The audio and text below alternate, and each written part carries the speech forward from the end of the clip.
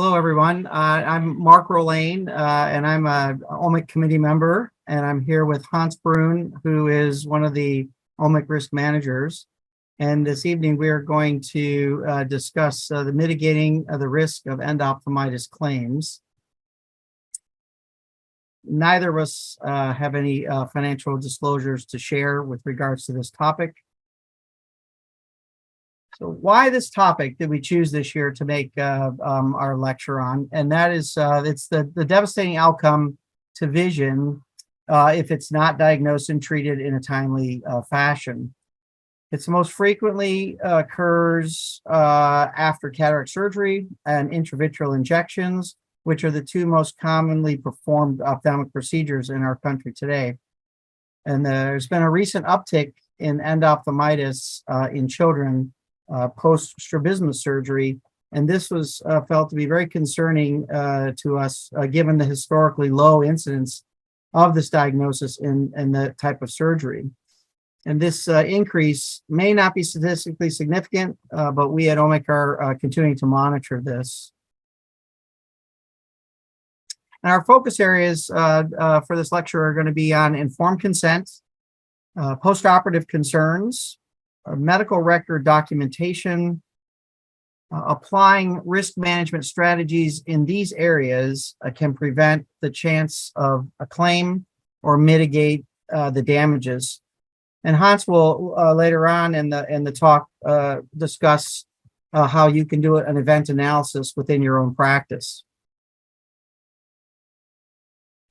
As far as risk management and differential diagnoses go, we want you all to learn from this with regards to, document the diagnoses that you're considering and rule out the most vision threatening conditions first. And I think that seems to be a really important theme that comes in throughout all of our presentation. Document your plan so we can understand your thought process and the direction that you're going to take the case, and confirm that the patient understands the next steps, which is really important. And then you need to have systems in place in your office where you would monitor the test results as they come in, as well as consultations to determine future care.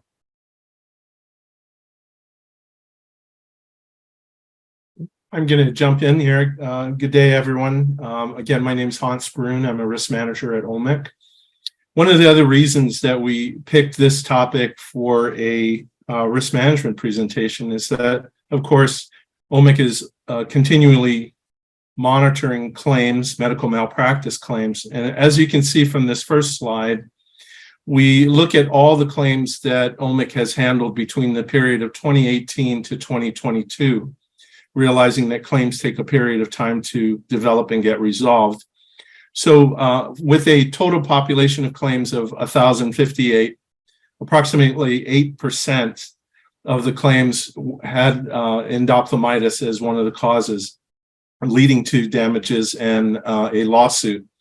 That percentage of claims with payments, of those claims, the ones that resulted in an actual payment, you can see as well, 20% is our average for all of our claims, 16% for endophthalmitis. Further down, you'll see the mean value of those claims, 286,000 versus 262,000 for all claims, the range of payments or settlements, and then the total paid. If I can draw you to the $6 million figure at the bottom right, that does not include expenses to manage a claim, attorney fees, deposition fees, OMIC staff to manage the claims, etc. What I'll show you next is a breakdown of endophthalmitis payments, claim payments by procedure, ophthalmic procedure. And you'll see, for example, cataract surgery, which is or continues to be the most prevalent procedure done in ophthalmic medicine, has that total expense and indemnity payments. Intravitreal injections are the next prevalent, and you'll see those payments, both indemnity versus expense, strabismus, PPV, retina detachment, and all cases again. So here is where that $6 million figure that you saw on the previous slide is noted, but now we're adding in $2 million for claims expenses. So a total of $8 million involving 49 physicians. And I want to note 25 practice entities, because as you know, as insureds with OMIC, we insure not only you individually with your individual limits, but we typically provide coverage for the practice entity under which your staff and other ancillary employees are residing. So with that, I'm going to turn it back over to Dr. Rolane so he can take you through some of our cases that we brought together for you. Thanks, Hans. So the first case is endophthalmitis following cataract surgery. So I want you to note as we go through this, the dates are on there, kind of to give the chronology, but also for you to pay attention to the time frame as to when actions were taken, etc. So on December the 15th, there was a 78-year-old. The patient was referred by an OD for evaluation of bilateral cataracts. The left eye had significant amblyopia with a best corrected vision of 2100. The right eye had a modest cataract, best corrected acuity of 20/30. They documented the consent process, including the risks of infection and loss of vision, and the patient agreed to proceed with cataract surgery on the better of the two eyes, the right eye. On January 19th, cataract surgery was performed, and it was complicated by an iris prolapse, which required a partial iridectomy and some sutures to be placed in the corneal wound. On post-op day 1, the patient complained of blurry vision, pain the night before. Patient had not used any drops, however. The examination showed some inflammation, some hyphema, no hypopium present. The pressure was slightly elevated. There was corneal edema. The wound was documented to be Seidel negative, and there were no signs of infection. So the instructions were to call with increased redness, pain, or decreased vision, use the post-op drops, avoid rubbing, patch at night, and return to the office the next business day. Actually, this is a typo. It says Monday, but it actually is the next business day. This day, 1 day post-op, honestly, this would be considered I would say, a routine post-op visit for the type of case that this patient had endured.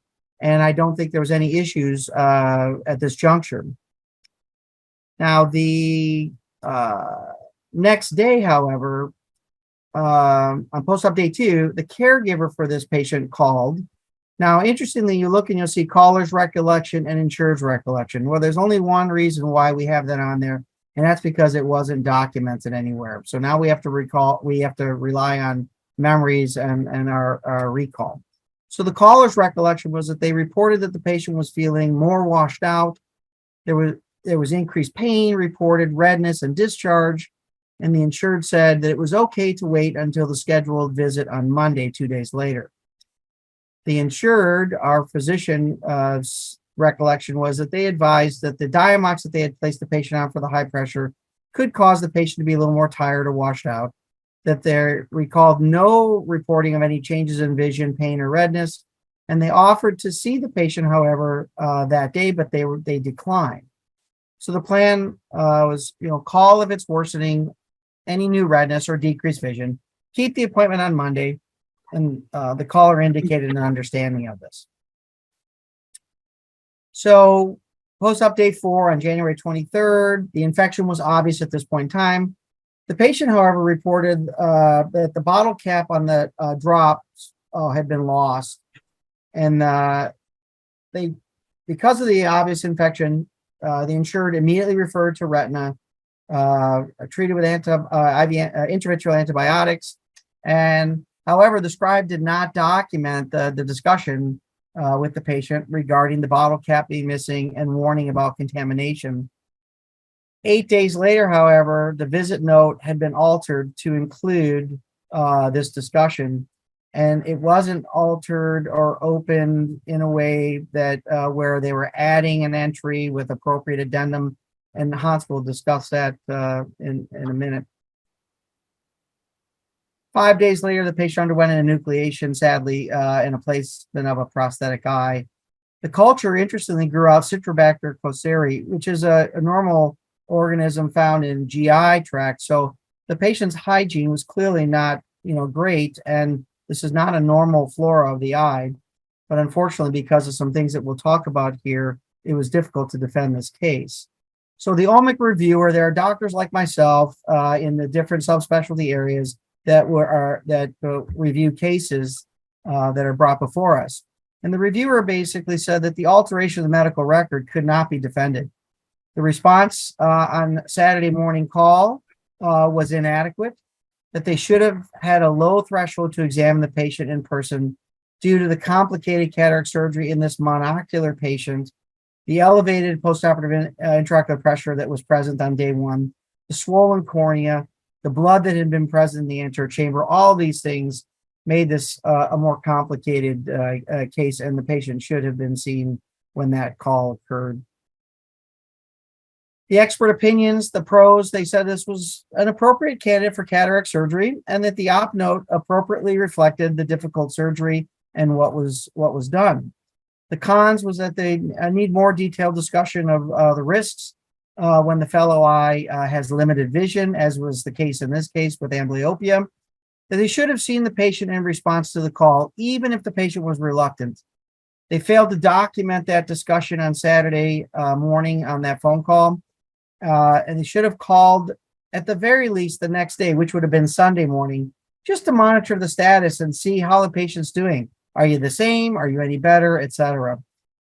Late entries in the medical record were a real problem in this case. And the physician had entered a note in the personal computer 9 days after the family had reported the outcome and threatened a litigation. So in this case, the case was settled for $750,000, and as Hans had alluded to earlier, the physician was responsible for $450,000 of that, and the group for $300,000. So I'm going to talk about the risk management or strategies that we recommend to prevent a incident like this, a claim situation, from rising to the level that this one did, namely a lawsuit and a payment of $750,000. So what are those lessons? Well, first one that applies across any kind of claim is documentation of informed consent, the informed consent process, which is very different than the informed consent document itself or the consent document. Informed consent is a discussion of the risks, benefits, alternatives, complications, answering questions from the patient. All of that is the process summarized by the informed consent form itself. So when a patient is at increased risk or has increased risk, such as this patient, monocular, specific risks need to be explained to that individual, and those need to be documented, that those risks were discussed and an opportunity to ask questions was provided, and those responses have been given.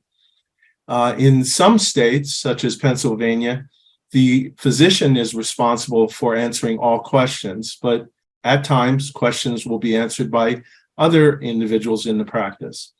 So in essence, in such cases, the generic risk benefits alternatives discussed, that type of documentation is not sufficient. More detail is needed. So when we look further on managing post-op calls, or now moved from informed consent to managing post-op calls, multiple calls often indicate worsening condition that needs attention, of course. You, as the physician, must determine if the patient needs to be seen. Monitor those patients' condition as necessary until the next visit. Train your staff about proper telephone screening. Document all calls with patients and caregivers in the medical record. Sometimes it is those very quick calls that are important and pertinent to the defense of a claim. So document all communication. And if the patient declines to come in, advise them about the risk of not being seen and document that you had that discussion. I often will recommend you advise a patient routinely when you're giving advice, or your staff is, that there's the importance of continued care and the consequence of not getting that care. That is what we're addressing there with documenting if the patient refuses to come in.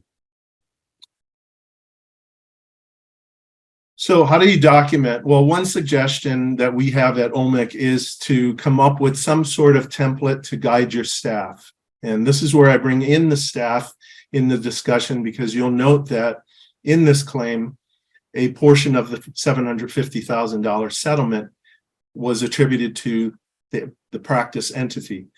That is referencing or accounting for systems around you as the physician to ensure that you're getting the proper information, you're getting the information in a timely manner so that you can make the right decision in terms of providing the needed care.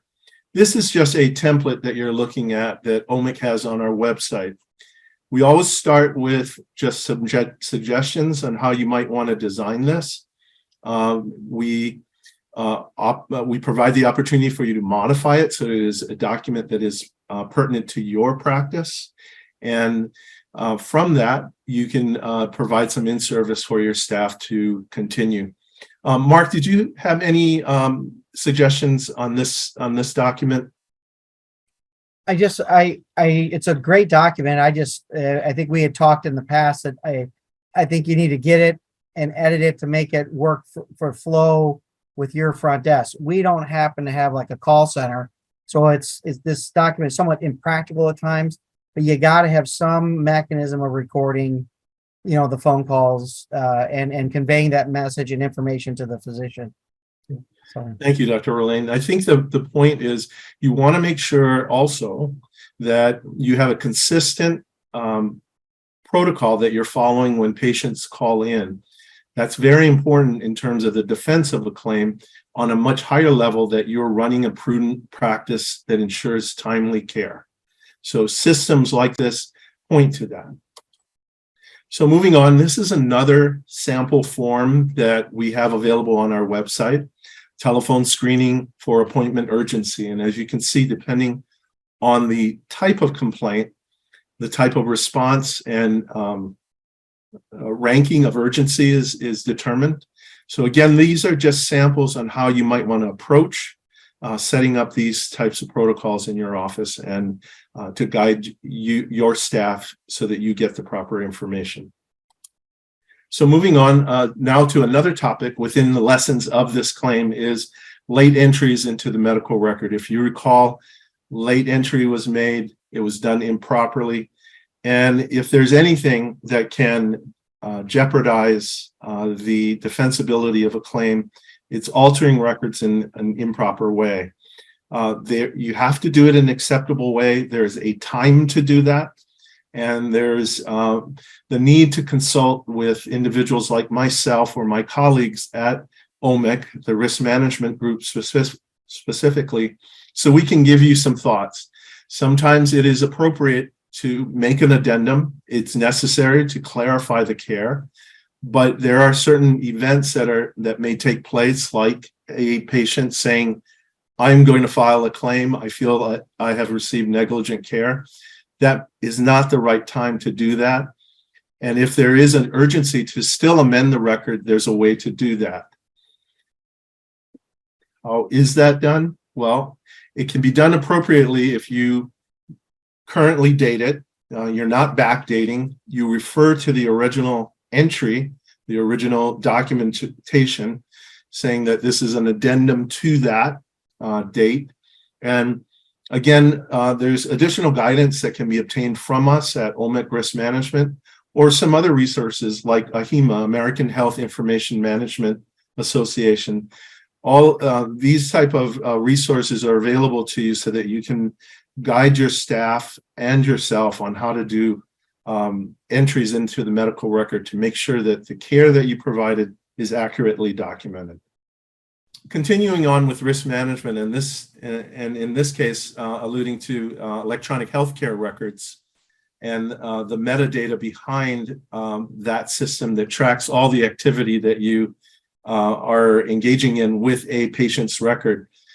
Paper records will be examined by a forensic expert, and technical experts will be looking at the metadata. So there is a lot of scrutiny on the medical record, whatever format you have it in, and even properly executed addendums may compromise defensibility. So again, keeping in mind these systems that are watching where how a person is going into the medical record, who is going into it, there's a need to tread carefully on that.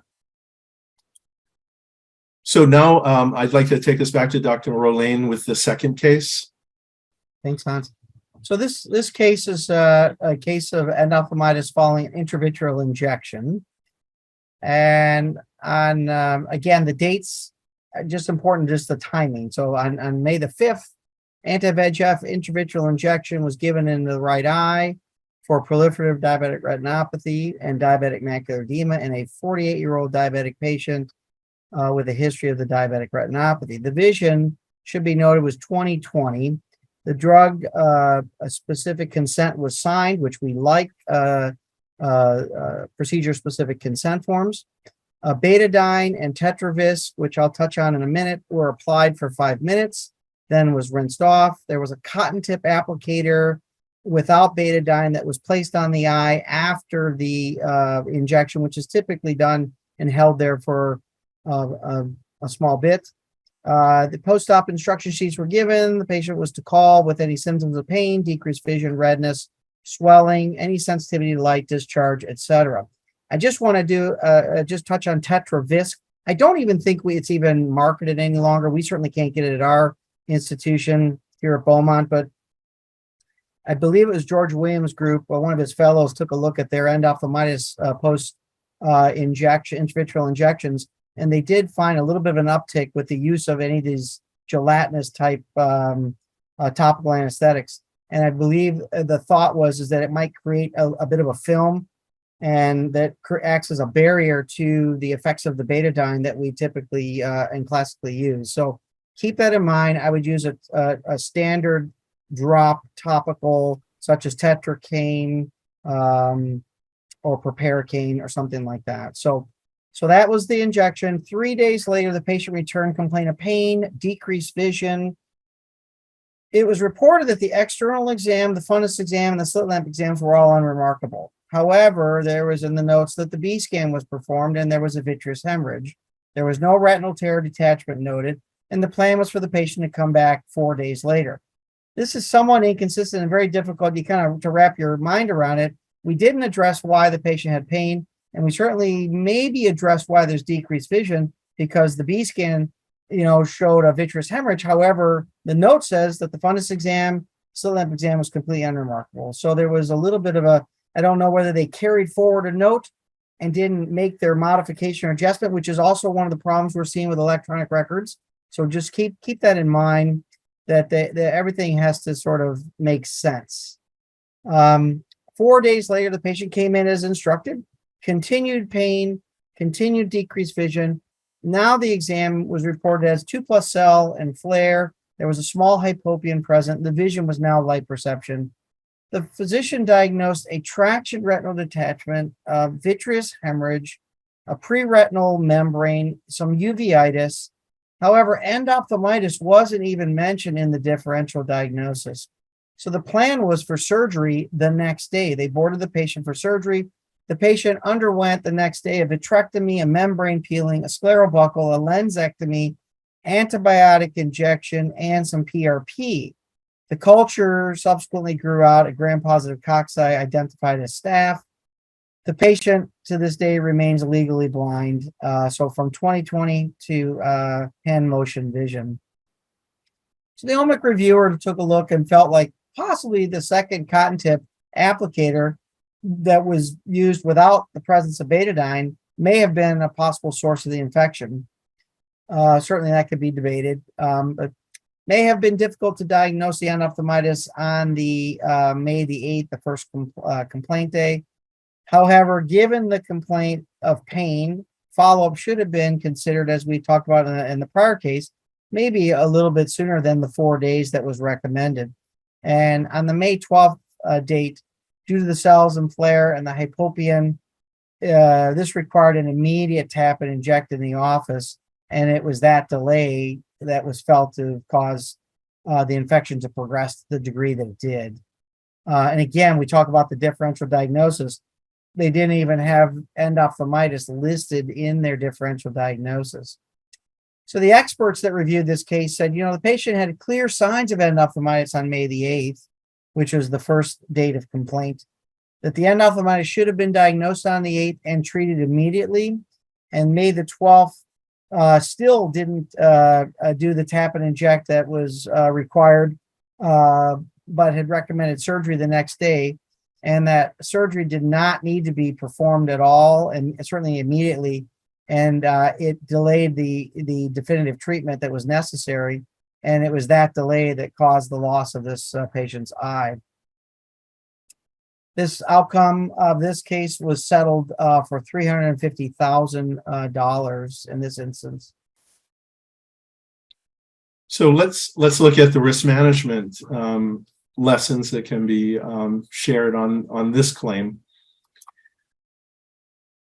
First, the differential diagnosis, or the lack of that type of documentation on this case.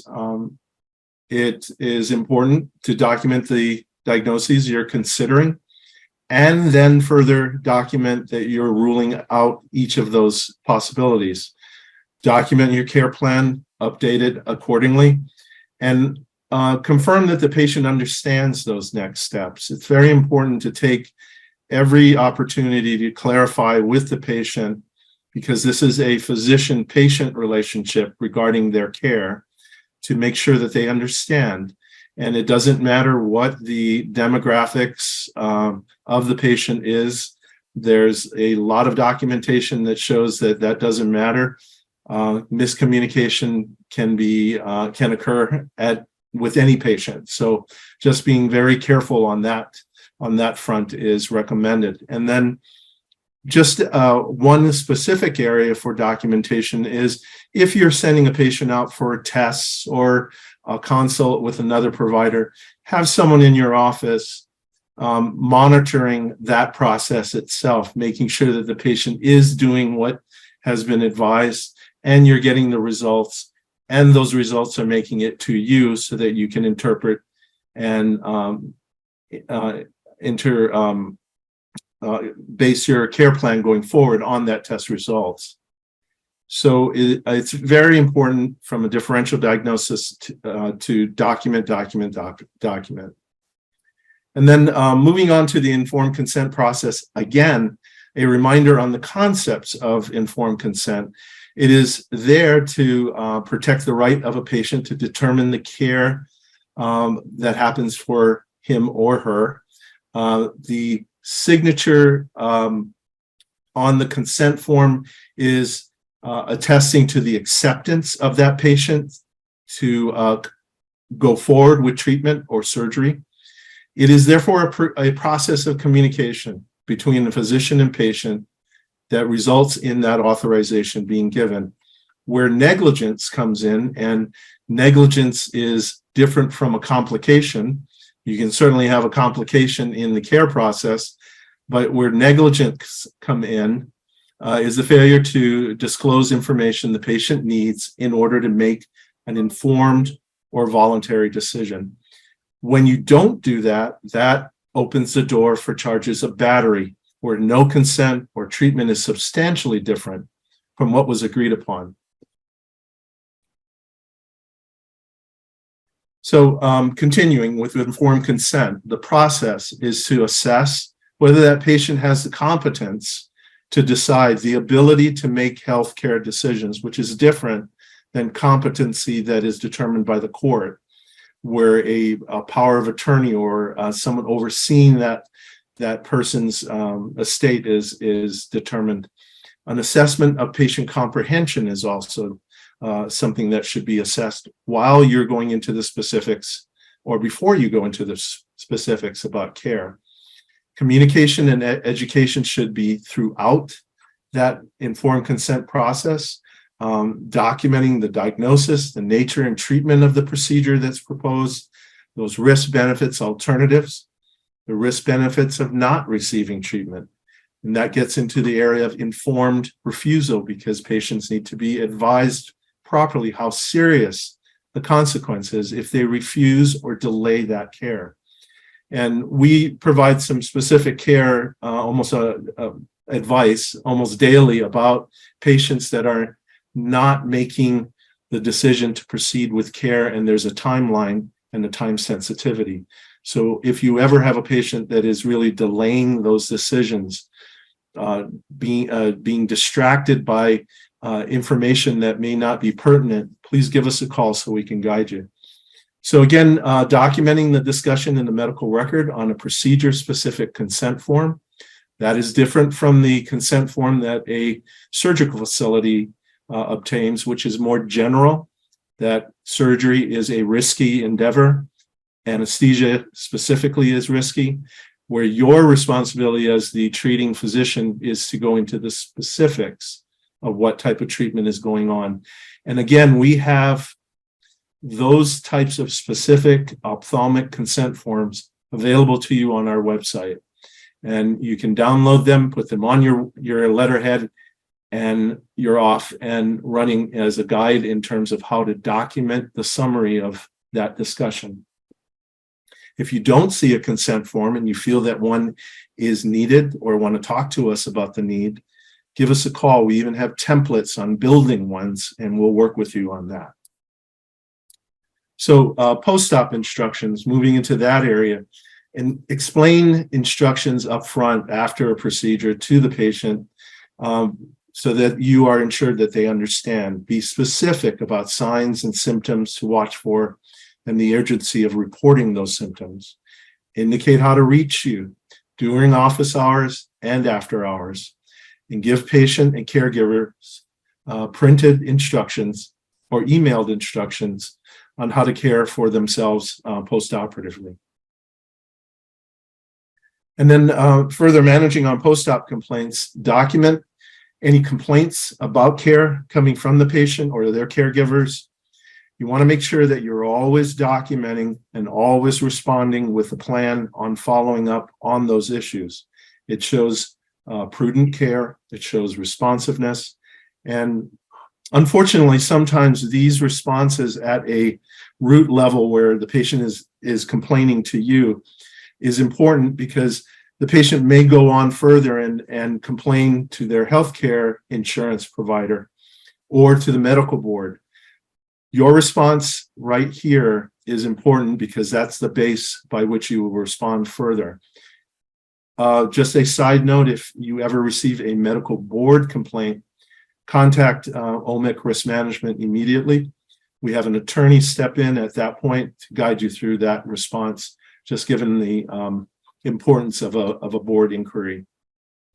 Instruct patients about what to watch for and report and monitor as needed, commiserate with the level of concern for potential vision-threatening conditions.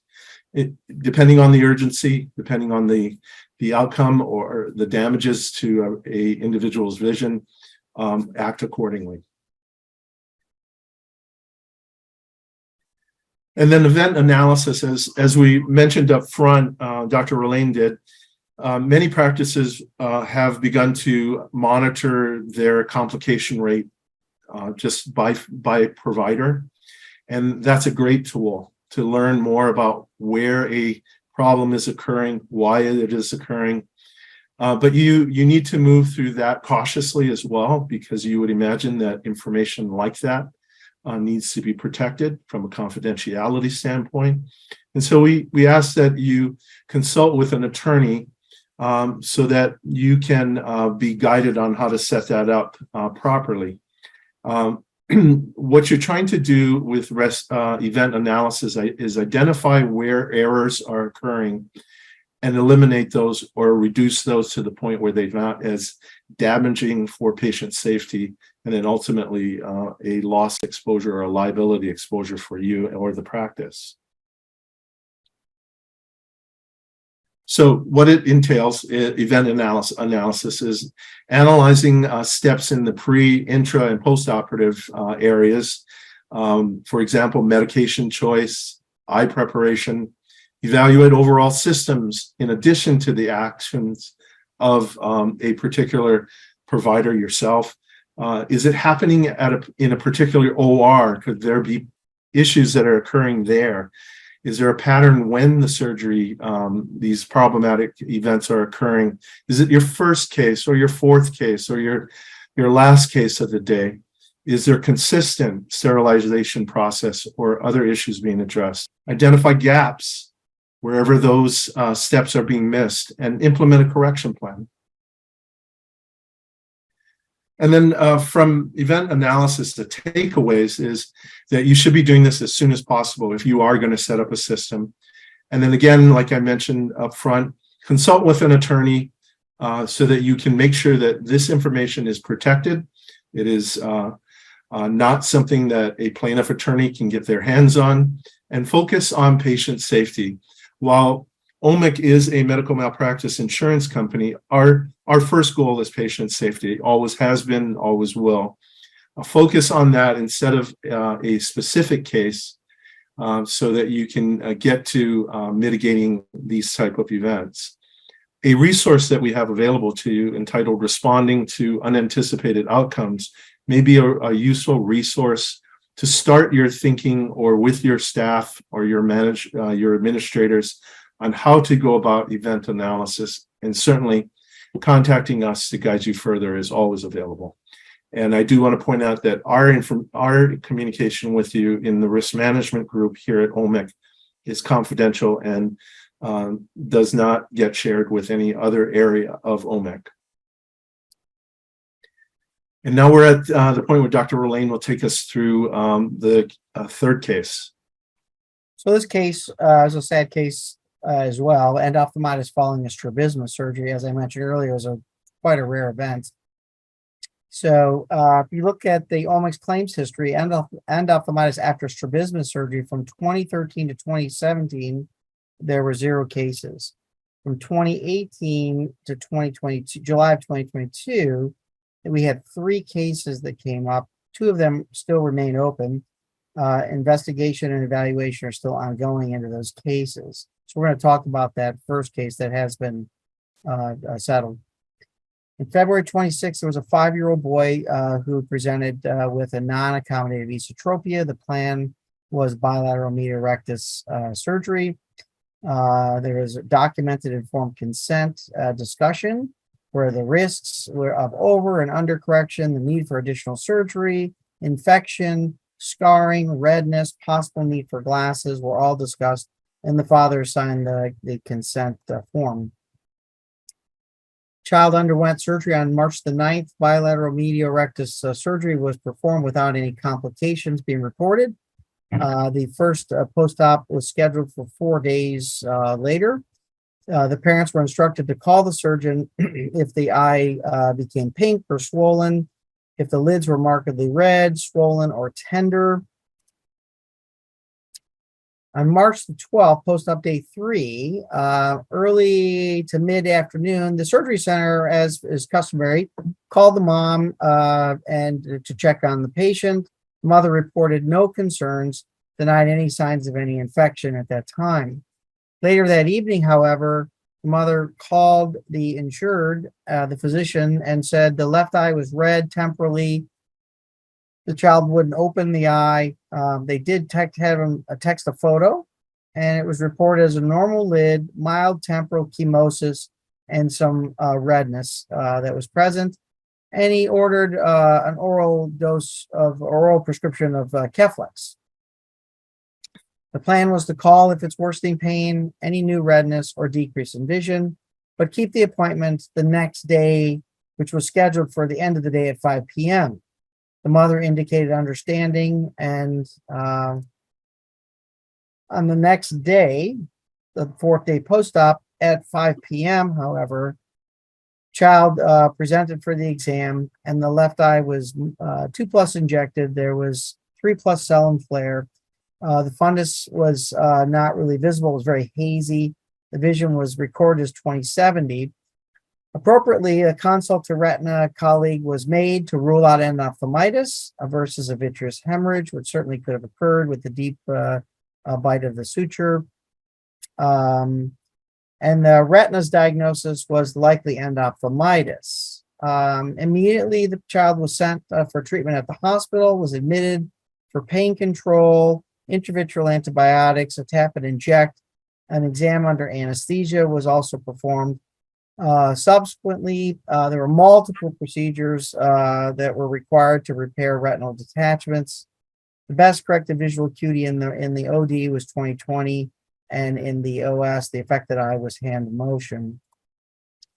So the OMIC reviewers took a look at this, and they felt that the outcome would not have changed if the insured had seen the patient on the night of the mother's call at 7:50 p.m. At the visit the next day, the insured immediately did refer the patient to retina, which was appropriate, and had obviously in the differential endophthalmitis as in the forefront. The care was felt to comport the Academy's guidelines on managing suspected cases of endophthalmitis, that a referral was to be made to a retina specialist within 24 hours. If the retina was not available within 24 hours, arrangements for a TAP, anterior and posterior segment for evaluation of pathogens should be made immediately.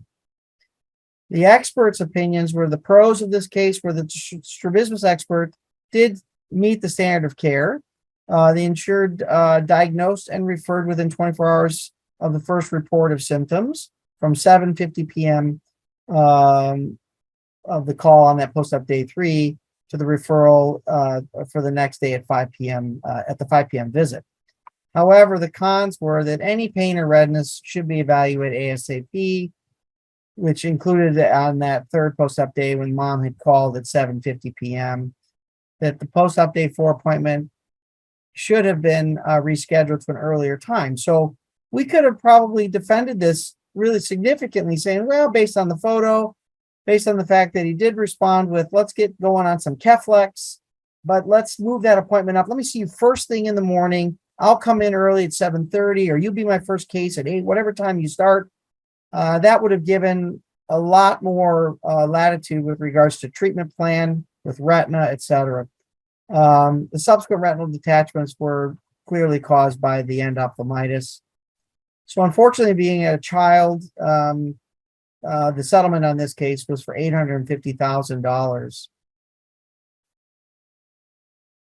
That is a lot of money. And again, because this is a child and we're talking about their earning potential, that figure of 850,000 was determined as damages. So looking at this case from a risk management standpoint, what can we learn? We bring in the informed consent, first of all, and using procedure-specific consent forms is always recommended. It memorializes the consent discussion and provides the patient with information. It gives you the information that you are going to convey in a consistent manner with all patients with this type of a procedure, the information that you want to make sure that they understand you discussed. But being specific about risks that are pertinent to that individual patient is also recommended. So not saying general statements like loss of use of organ versus loss of vision, blindness, loss of eye. Those are specific risks that can be conveyed and should be conveyed.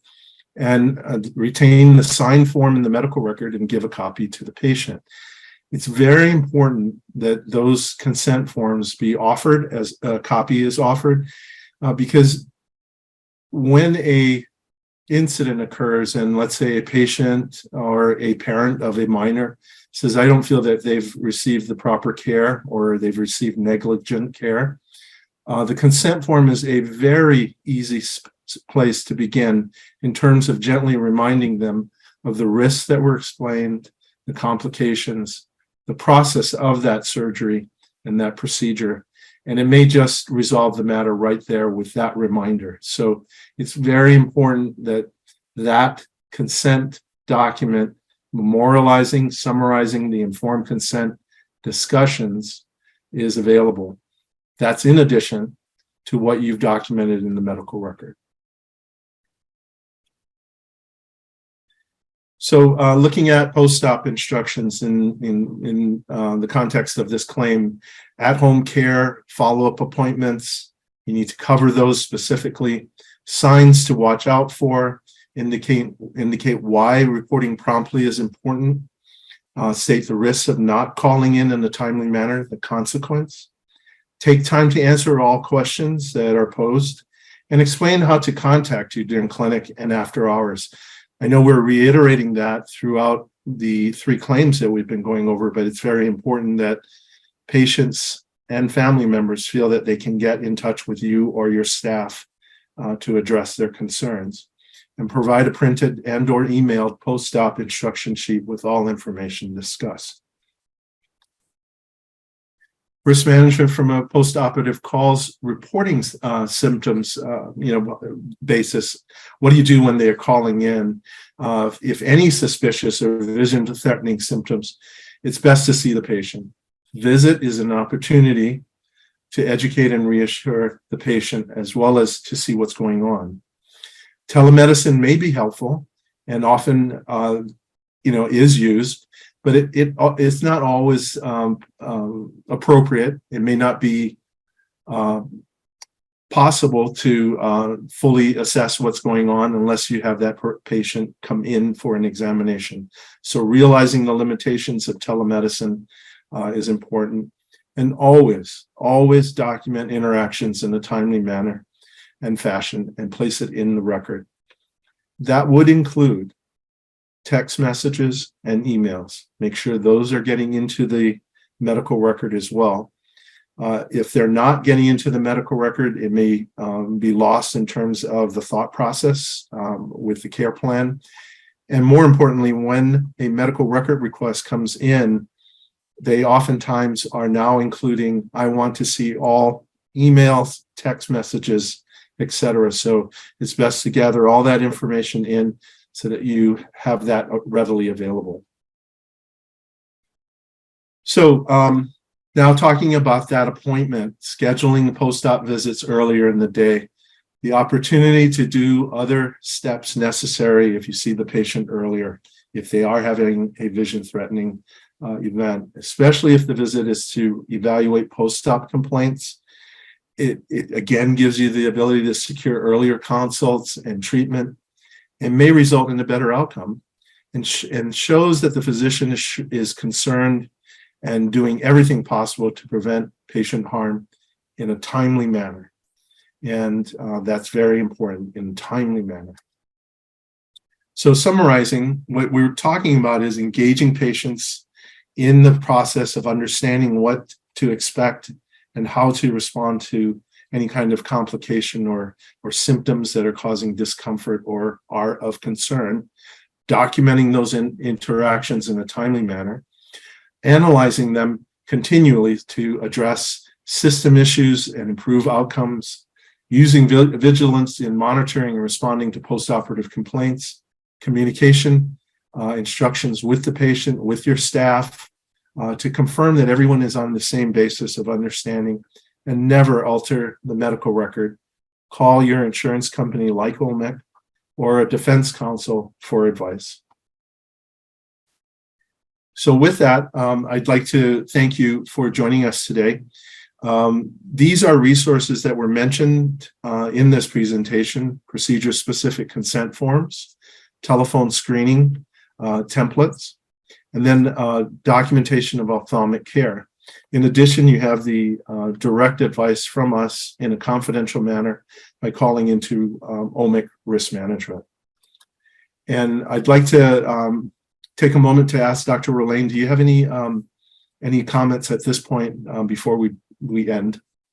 I honestly would say that we covered the great bulk of it. The biggest thing that I would say in my case reviews are the 2 things that kind of are touched on in this segment of cases, and that is a timely follow-up or examination of the patients, and to do the best that you can do to show that you're coming in there, you're responding to the patient's complaint, because we can defend that. Bad outcomes sadly happen, but it's how we respond to those things. I think that's one thing. And the other thing that I'm continually working on at my office is always trying to process improve. and putting systems in place with my staff, because we can't be at all places at all times.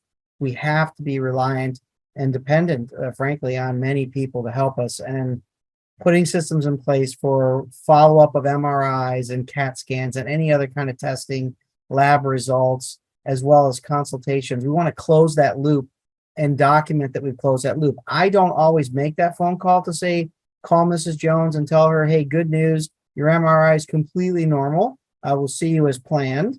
I definitely call them when the MRI comes back positive with something or a test. So I think if we all were able to put systems in place like that, and we're certainly not perfect, but continually trying to show that we are improving, trying to improve that process, I think that will make all of our lives better.